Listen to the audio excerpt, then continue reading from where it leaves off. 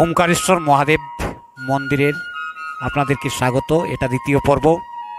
প্রথম পর্ব যারা দেখেননি দেখে নেবেন। আমি দ্বিতীয় পর্ব উপস্থাপনা করছি। এই যে একটা রাক্ষসের মুখাকৃতি বিশিষ্ট গেটের মধ্য দিয়ে আমরা ভেতরে প্রবেশ করলাম। ভেতরে ঢুকে দেখি 108টি শিবলিঙ্গ রয়েছে। এই 108টি শিবলিঙ্গের আলাদা আলাদা নাম রয়েছে।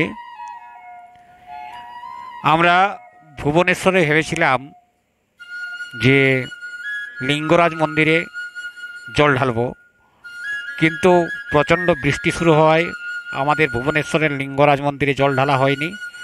আমরা তখন ভাবলাম পুরী পৌঁছে লোকনাথ মন্দিরে জল ঢালব। পুরী পৌঁছে যখন আমরা অটোওয়ালাকে বললাম যে লোকনাথ মন্দিরে আমরা জল ঢালব, অটোওয়ালারা আমাকে সাজেস্ট করলো যে লোকনাথ মন্দিরে প্রায় 50-60 হাজার লোকের ভিড়, রাত্রি 12টা থেকে লাইন দিয়ে আছে, কারণ একটা শ্রাবণ মাস চলছে। আজ শ্রাবণ মাসের দ্বিতীয় সোমবার 29শে জুলাই 2024।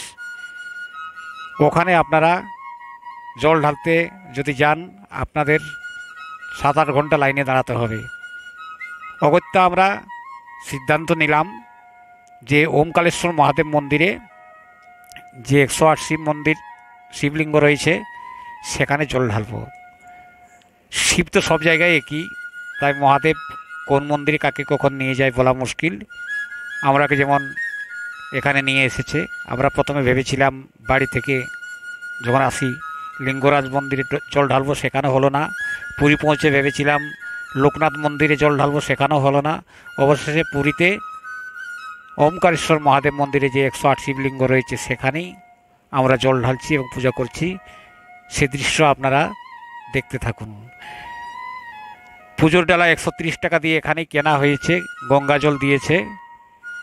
বাইরে কোনো নদীর থেকে জল এখানে এলাও নয়, কেবলমাত্র গঙ্গা জল এখানে এলাও। দেখতে পাচ্ছেন এগুলো হচ্ছে 108 শিবলিঙ্গ।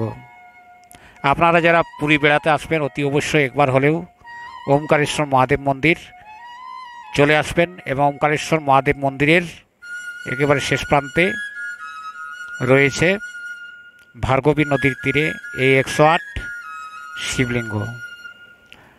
যাই হোক, এখানে আমরা শিবের পুজো দিলাম।